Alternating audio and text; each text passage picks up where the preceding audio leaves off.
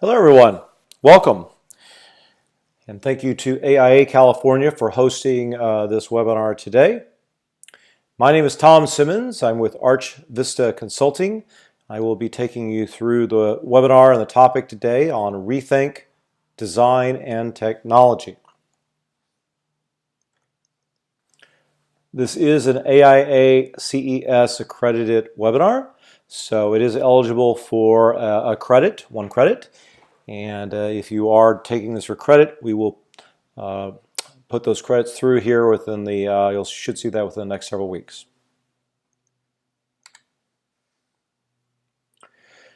So today we're going to have several speakers who will talk and you'll hear from that were part of our By Design series. If you're not familiar with By Design, really recommend after the webinar today that you take a chance to go take a look at it at bydesign.graphisoftus.com. It's a really great new series of interviews that Graphisoft has done of architects across the country, really kind of trying to get to talk about and get them to talk about how technology is being used in their practice, how they're pushing the boundaries of creativity and collaboration, and just really a great video series on the use of technology in the architecture practice today. Today we will be hearing from Joseph Vance of Joseph Vance Architects from New York City, Allison Cook of Core Architecture in Washington, D.C., Anthony Laney of Laney, LA from Los Angeles, Stephen Hampton from Cast Architecture in Seattle, Washington, Kenneth Adler of KA Design Works out of Basalt, Colorado, and Olivier Dumitru from Hapstack Dumitru out of Washington, D.C. So first I want to start with, how does technology impact creativity? This is a question that I'm sure many of you have discussed in your own practices, both in terms of the positive impacts as well as the negative impacts. And there's no doubt that technology does impact our creativity. I do believe that it can enhance our creativity and can also lead to some really wonderful things that can come out of the technology. But there's also no doubt that it can lead to frustration.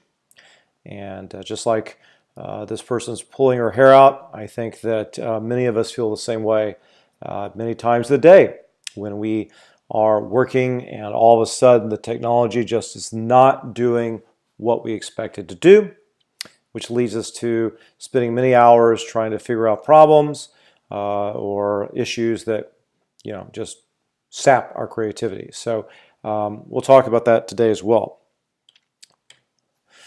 But the other thing I want to reiterate that I firmly believe is that well-designed solutions also can inspire. And the reason why they can inspire is because if they have been designed for a specific purpose of what you do in your practice, the type of workflow, type of projects, then they can be very applicable and they can very much help your creativity. I've seen this over and over again with the problems that many firms face is then they select specific types of software solutions that simply aren't designed for a certain phase of the project or are designed for a certain type of work and therefore become frustrating because it's just not the purpose of the software. So it is important to kind of find the best solution for what your needs are, and then I do believe that they can help your creativity as well. So I first want to start off talking a little bit about what we're hearing from the industry. We actually do go to a lot of firms around the country. My particular business is focused on California and Pacific Northwest, but of course Graphisoft, whom I work with, has clients not only throughout the United States and North America, but also throughout the world. So we do see a wide range of feedback from clients. And oftentimes what we see is, in terms of frustrations, it comes from all size firms, small firms, sole practitioners, medium-sized firms, large firms. Everybody has their different issues and problems, as well as the types of things that are going well in those businesses. But there are, of all the complaints I hear out there, there are three leading complaints that I must say seem to always come up. And one of those is too many software solutions. And what I mean by that is that oftentimes what we see is that people will actually have a certain software solution that they use in design, another software solution they use in construction documents, and maybe another one they use in rendering, another one they use for page layout for graphics. And all these different types of solutions mean that you have to move information from one to another. And sometimes you can lose information when you do that. Plus, you've got to learn them, you've got to keep them up, you've got to replace them, you've got to learn each one of them. So all those have their issues as well. There's also redundant and duplicated work. This is also a frustration I hear, and where this comes from is that if you have many software solutions, and let's say you have a software solution for design, oftentimes you will, in the example of architecture, be modeling a building, and when you're done modeling that building for design, the model you created won't go into and does not transfer easily to the solution you're going to use for construction documents. So therefore you have to kind of throw that model away and start over. That's really not a good way of working. So we're going to talk through that issue as well today. And also limited flexibility in conceptual and early design. This is a big problem because if you're using a software solution for the majority of your workflow, but in design it's not very applicable or easy to use, then you'll probably use something else. And that's not a good workflow either. So oftentimes people do pick solutions that they're using in the latter parts of their workflow, and it's an issue using in the early parts, and that just leads to frustration as well. There's also issues with project cost. Ian Birchall and Associates, architecture in San Francisco, is one of our clients, and Jeff Prose, who's the managing principal there, and the owner of the business, Ian Birchall, both have relayed to us when they switched from a SketchUp Revit workflow that they were really not productive like they wanted to be. And one of the things they told us, they were investing well over 40, maybe 8 hours, if not more, in building and tweaking a SketchUp model to show the project, and really typically only at skin and massing. And then the SketchUp model had to be replicated in Revit to create the BIM model and have scalable drawings. Again, this is the three problems I was just talking about before, what we're typically seeing. You're having to use multiple solutions. Those solutions don't carry over from one phase to another, so then you have to redo work. And in this case, while SketchUp's great in design, Revit's not. So you've got your major solution that's not good in the design phase, so you can't use it in design. So these are issues that we see quite often, and I will talk about that as part of today's process. And of course, the effects on BIM, BIM on the project workload. This is the traditional process that we typically see, where, and you're very familiar with, most of the work is done in the early, so you start off in the early design phase, and then most of the work is done in the construction document phase, and then of course it tapers off. And BIM is supposed to be, such that when you start to implement it, it moves that graph forward to create more efficiencies. So you do more work in design, and then you do less work in construction documents. That is true. However, if you don't start until after schematic design or even after design development, then you're losing a lot of the benefits from that workflow. And that's what a lot of firms are telling us. They're telling us, just like Ian Birchall did, that is exactly what's happening. They're not implementing BIM until the end of schematics or even in design development, in which case they're really losing many of the benefits that they would have gotten had they implemented BIM in the early part of design. And that's what happens, is that if you move that graph forward into schematics, you're going to get a lot more of the benefits. More of the work will happen, of course, in schematics, and then less of that work will then occur during the construction document phase.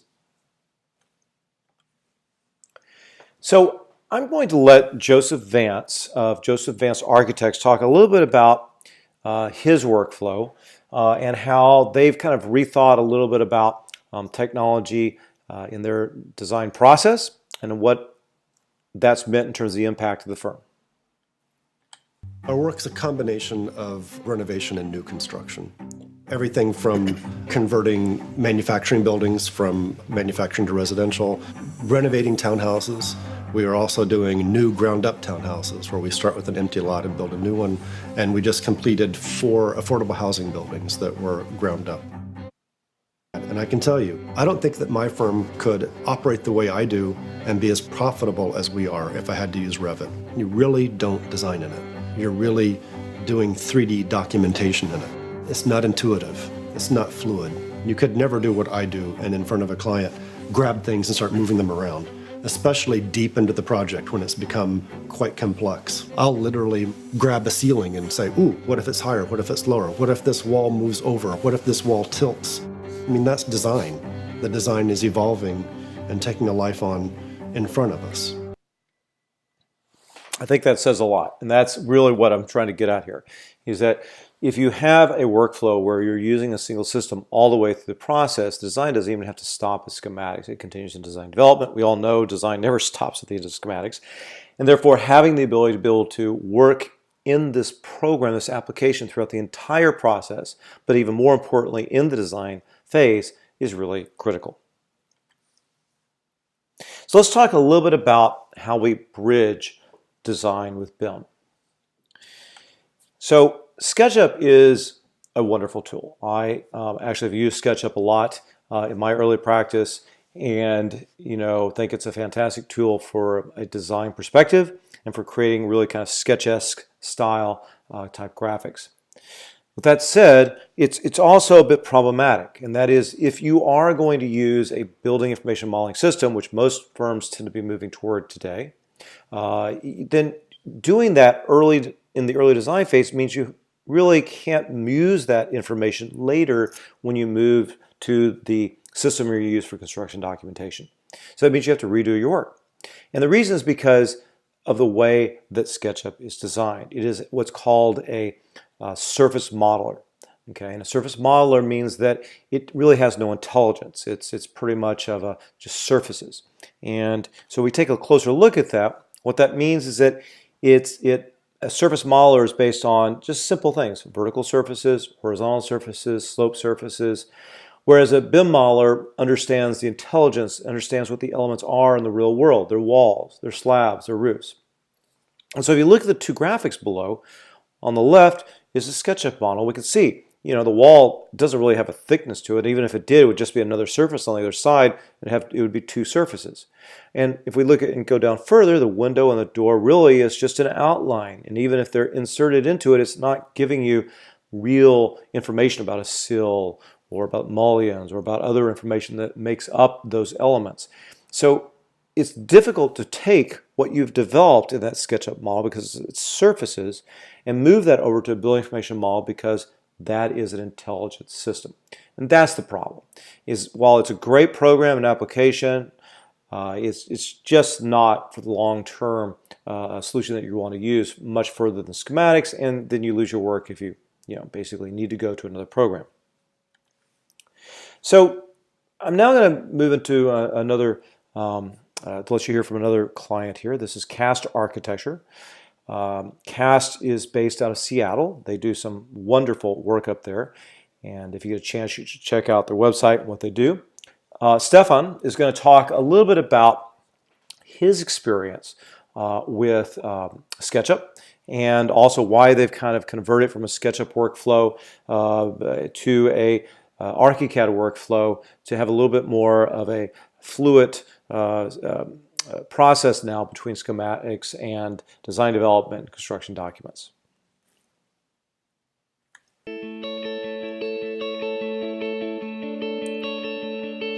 90% of what we're building now, we're working through within ArchiCAD. Whereas we used to use a lot of other tools within our process, ArchiCAD's now capable of doing those explorations, and we feel like we're facile with it and that it's fluid enough, and it doesn't create that barrier where we feel like we need to go to another tool to explore it. To me, it's really important that ArchiCAD has gotten better at being a really fluid modeling tool. We used to use SketchUp a lot more, we find less and less as people get more and more experience with that sort of trip out to another program to explore something formally and then come back in and figure out how to document it. There's fewer and fewer of those types of operations.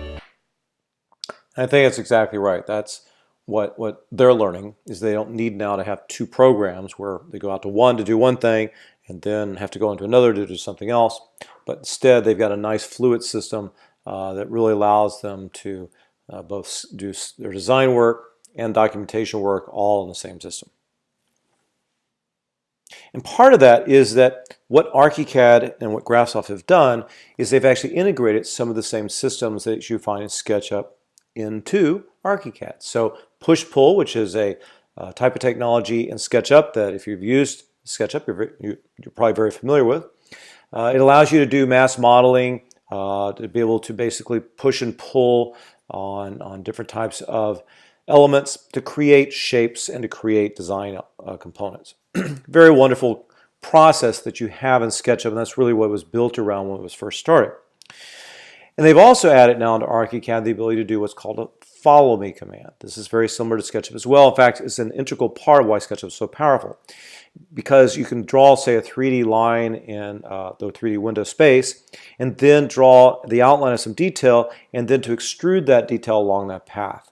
That is how you create fast and easy and quick detailing within SketchUp, and that's exactly the same way that you can now create that fast type of detailing in ArchiCAD. And so that's what they've tried to do, is to kind of meld some of the same kind of processes you do in SketchUp into the BIM workflow as part of ArchiCAD.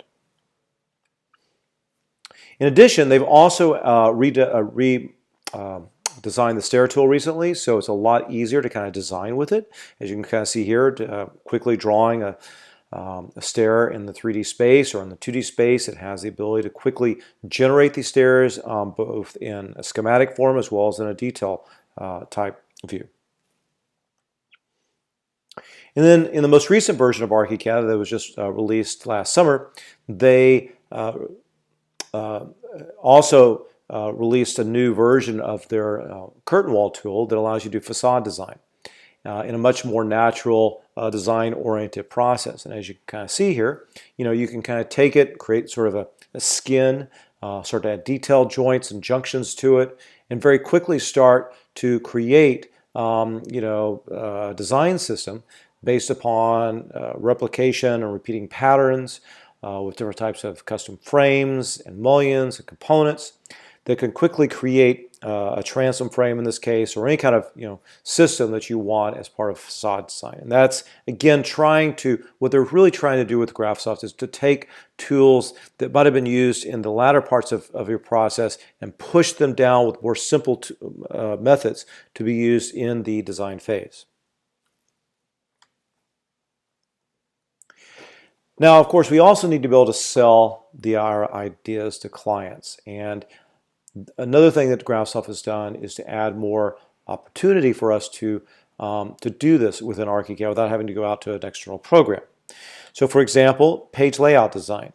If you're doing presentations for a design awards, or you're doing a presentation to a client or to a board that you have to present to, you oftentimes want sometimes presentation boards as well as overhead presentations and these types of things that you need to do. So from a layout design perspective, they have a fantastic kind of page layout style in ArchiCAD that allows you to do really graphic type presentations, so that you can bring in images and renderings and drawing views and PDFs and JPEGs and any number of other graphic formats, lay them out into and onto your page, and in a similar style to page layout programs, create very graphic output. And this is why ArchiCAD is becoming more and more popular with architects and interior designers, because you can actually do these kinds of graphics inside the program. Now, several years ago, ArchiCAD integrated Cinema 4D into the system. Cinema 4D is a high-end rendering technology. It's actually used by some of the Hollywood companies for doing movies and animations. And one of the great things about Cinema 4D is that while it's high-end and it's used by some of these big companies, Graphisoft redesigned it to actually work for architecture. So it's been integrated now into ArchiCAD as an architectural version of Cinema 4D. So for instance, we can do massing studies like this where we can do a real quick white model effect rendering inside of ArchiCAD.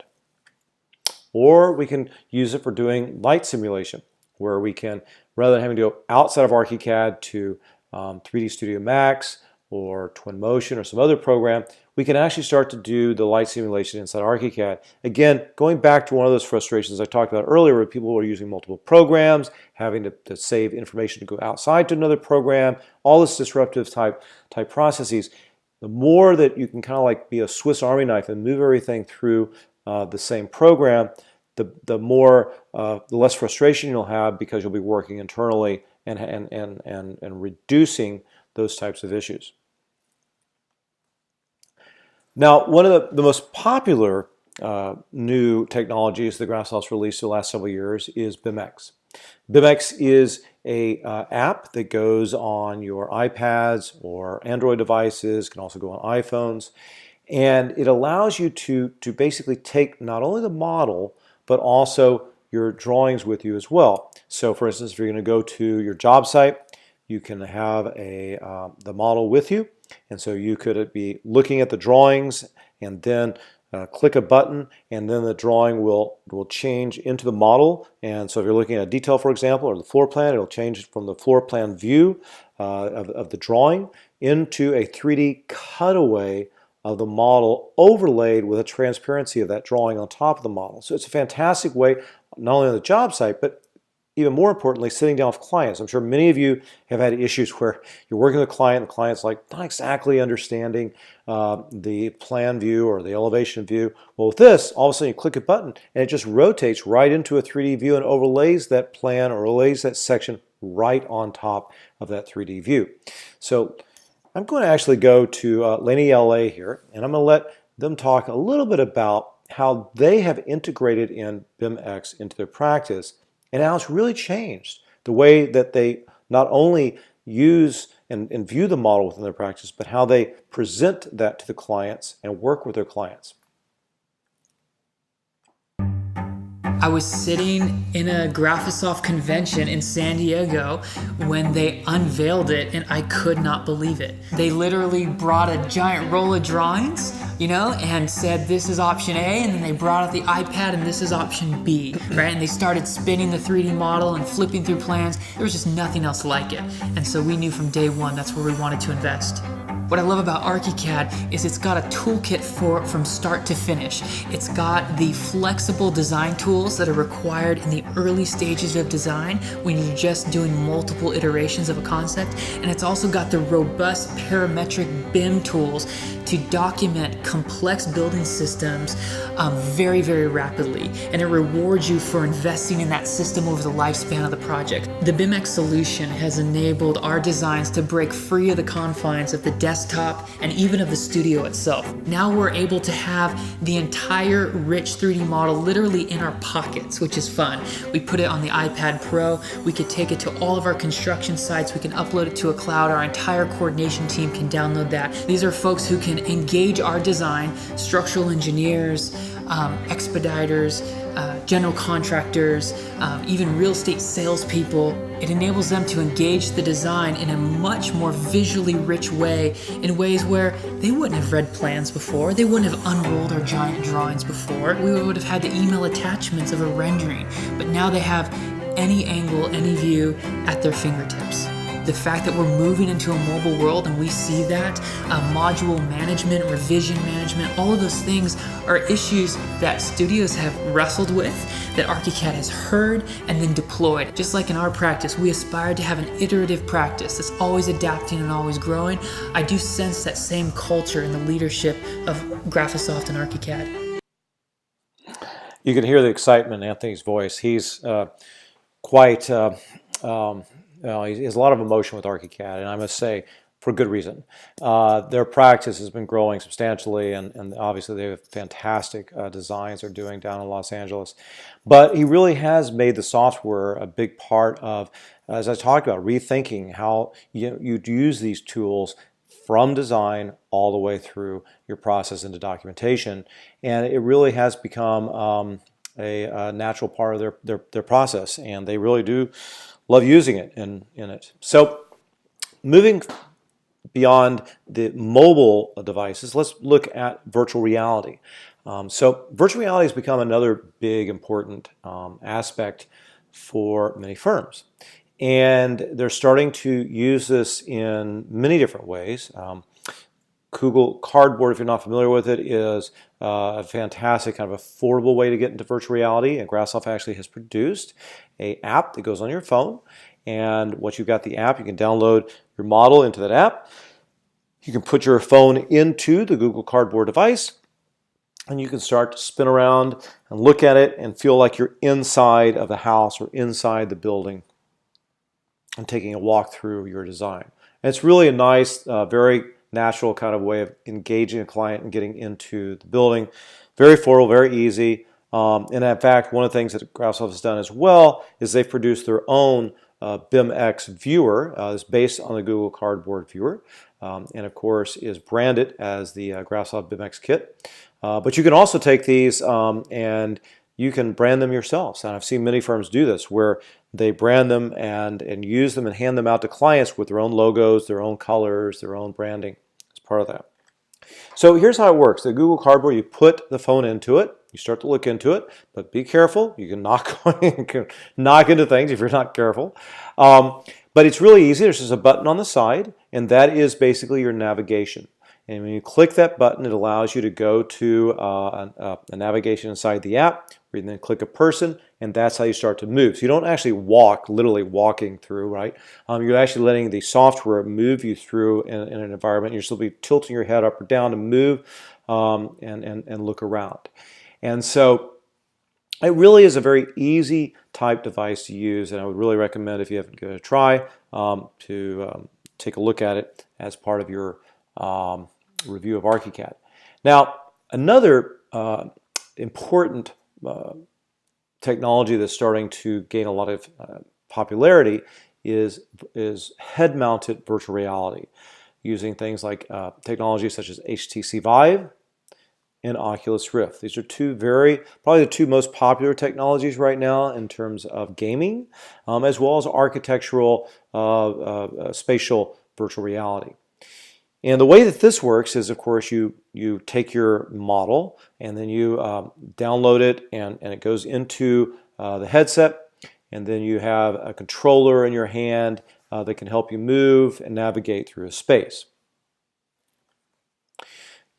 Ken Adler, who's going to speak here in a second with KA Design Works, has been doing a lot of using the virtual reality a lot in his business. I actually saw a presentation where he there was a brewery that he had designed, and this was one of the first early iterations of them using virtual reality in his practice. And he was able to take his client into it, and this was the first time the client had actually seen the space in this kind of virtual way, in an interactive and immersive way, and it was just spectacular. The client was, you could just hear the emotion in his voice as he started to walk through the space for the first time, and just how excited he was. And that is what it's about. And that is exactly what Ken described, is that the whole idea of virtual reality is more than just, oh, it's another design tool, but in fact, what's really nice about it is it engages your client. It brings them in and allows them to have this emotion that they really can't get from any of the other types of media that we use. And so I'm going to let him talk about it a little bit more. And then most recently, the biggest thing for us has been virtual reality. We're currently using a program called Twin Motion made by Advent, and it basically has a direct export out of ArchiCAD. We'll open that ArchiCAD model, we'll then feed it directly out to Twin Motion, and you can then walk through with the headset on. It's got a high refresh rate, frame rate, which really gives our clients that superior experience. Half the office is versed in how to get ArchiCAD to work in the VR setup in under 5 minutes. And then if there's a need for it, such on a spec project where we're gonna have potential buyers that wanna look at the house, we will actually outsource the model to a video game developer who will develop a video game experience based on that model. And you can open doors, you can turn on lights, you can turn on the fireplace. It's really extraordinary, the ability not just to view the space, but also interact with that space. For us, it is very much trial and error. It is experimentation. I very much feel that the sky is the limit in our industry, and it'll be fascinating to see where we go.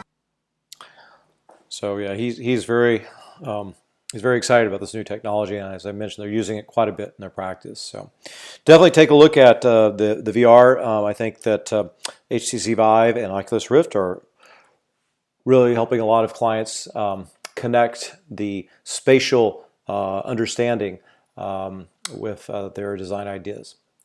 So speaking of connecting, the next thing I want to talk about is connecting design with documentation. So obviously, for many of you who perhaps use BIM in your own practice already, you know that BIM can work well in the documentation phase. But if it doesn't work well in that design phase, then you're losing a lot of the benefits of BIM. So I'm going to talk a little bit about how these two connect and some of those tools. So first, one of the things that when I talk to clients quite a bit, I get questions about is, well, how easy is it this tool to use with doing detailing? And for many clients, they aren't necessarily doing modern designs. They're maybe doing renovations of historic buildings or craftsman style homes, or types of detailing that's necessary and critical for those types of projects.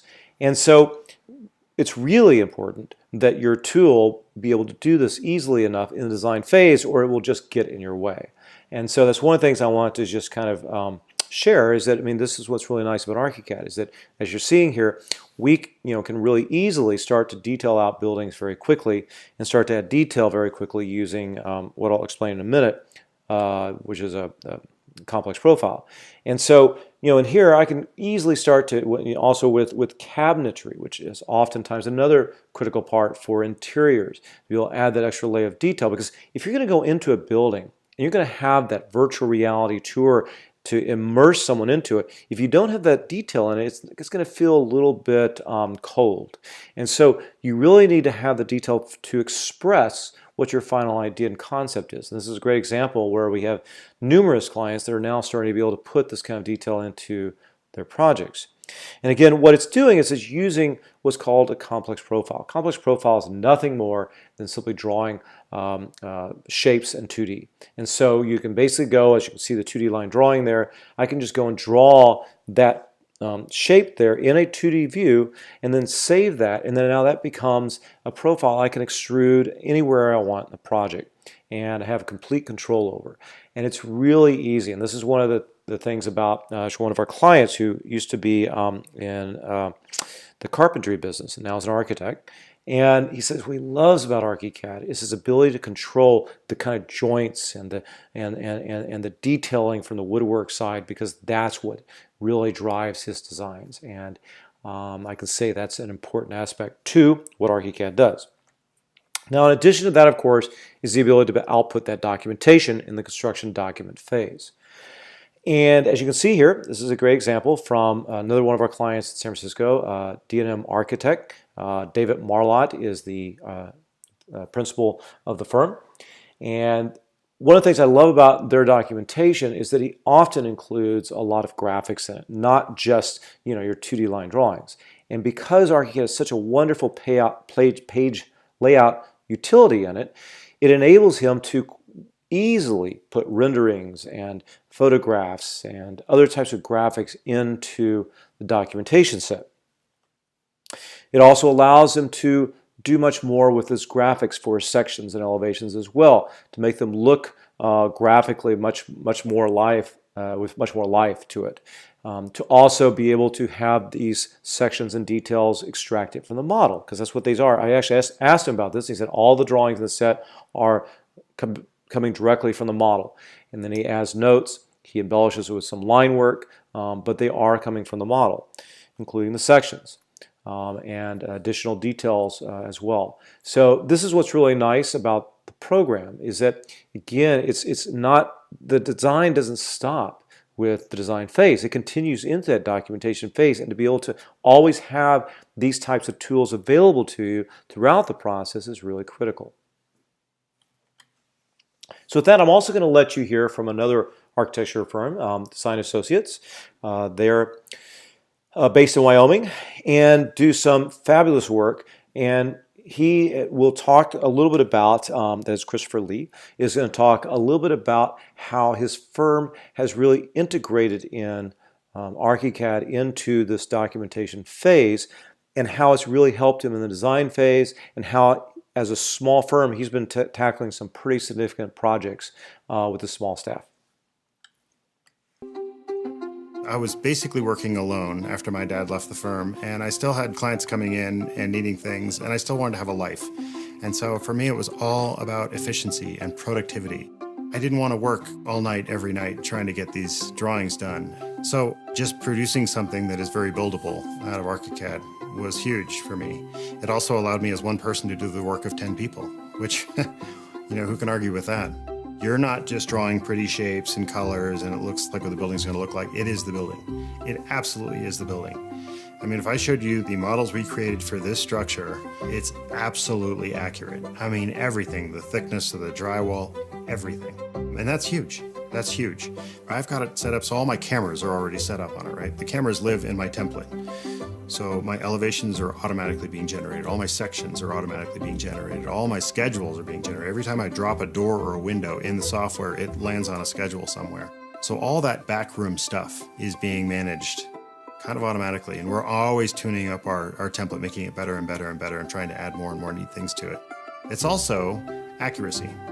If something changes, when a client says, I'd like to get rid of that window, or can we make the window bigger?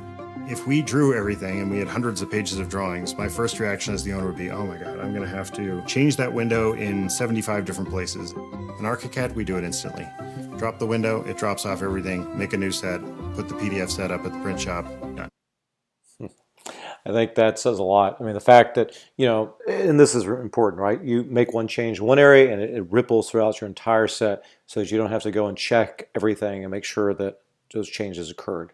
But nonetheless, the fact that he is doing the work, as one or two people, the 10 people, this is what it's all about. It's the efficiencies and the benefits of that ArchiCAD brings to the table. But it's also about interoperability. Whether you're a big firm or a small firm, you need to be able to work with AutoCAD, with Revit. You need to be able to work with any number of different programs out there. And one of the great things about Autodesk is they've really created this interoperability with their programs. And so it's allowing ArchiCAD now to support not only AutoCAD but Revit formats. It's also allowing you to be able to choose the design application that's best for your practice. So knowing that Autodesk has created this interoperability workflow with other programs and that they're really pushing that strongly within their business, allows you to pick a program like ArchiCAD that you can work with and know it's going to work with AutoCAD and Revit. Core Architecture, which is based out of Washington, D.C., does a lot of really significant projects on commercial hospitality and retail. And they're going to talk a little bit about, that is, Allison Cook is going to talk a little bit about how she has developed an integrated workflow system for their business, how they work regularly with their engineers and their consultants with 3D files and 2D files. And I'll let her talk a little bit about that process.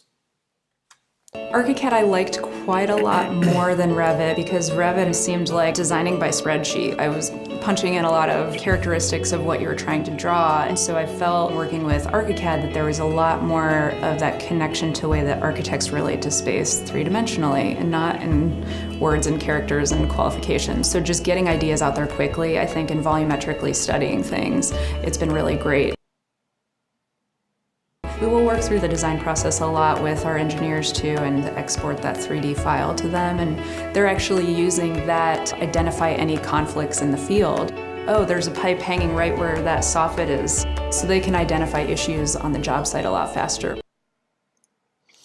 And that's the way it should work. You should be able to integrate into any platform and be able to coordinate and be able to find issues in the model. And that's exactly what they're doing.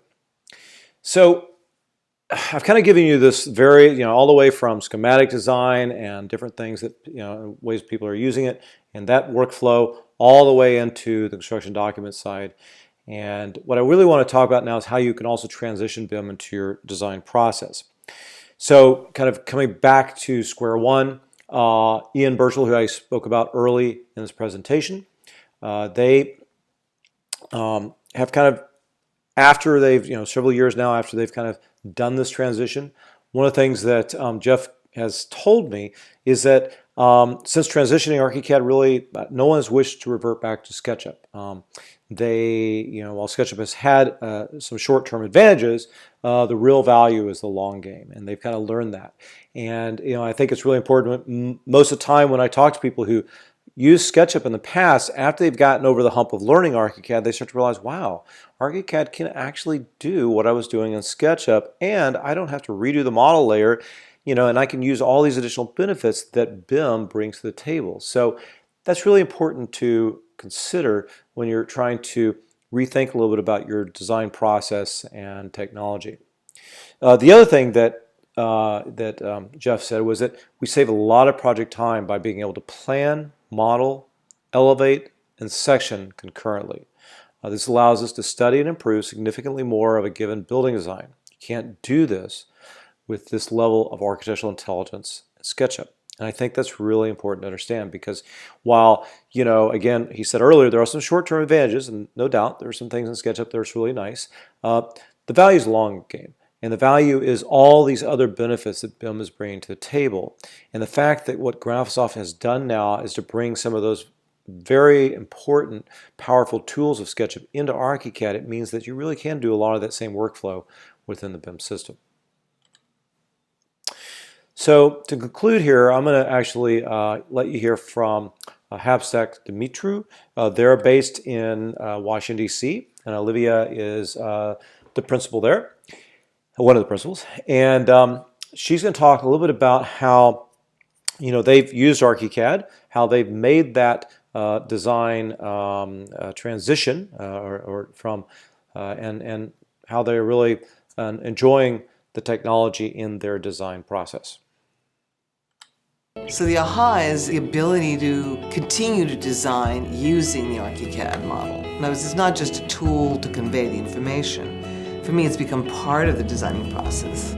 My first great experience with ArchiCAD, let's say where the product was so good, it just upped my game. He produced these renderings that I presented to a developer of a huge apartment complex. And there's nothing I could have drawn that would have elicited this response. Their eyes popped out. They were gorgeous renderings. They said, we want to live in that rendering. You use it as a pre-design tool, you use it as a schematic design tool to render. We use it for design development because we see the space and we know where it needs work. We do a lot of custom work, a lot of custom furniture, millwork, unique solutions, beams, columns. If you're able to give a contractor a three-dimensional visualization of what he's going to build, it's going to really facilitate the process. Not only does it help us in designing it, fine-tuning it, it helps him understand. And it is such a great modeling tool that I have pictures I could show you that you can't tell the difference. It's so visual, and once you've mastered it, it's easier than other programs. I made the transition. There was no question that was the direction to go to.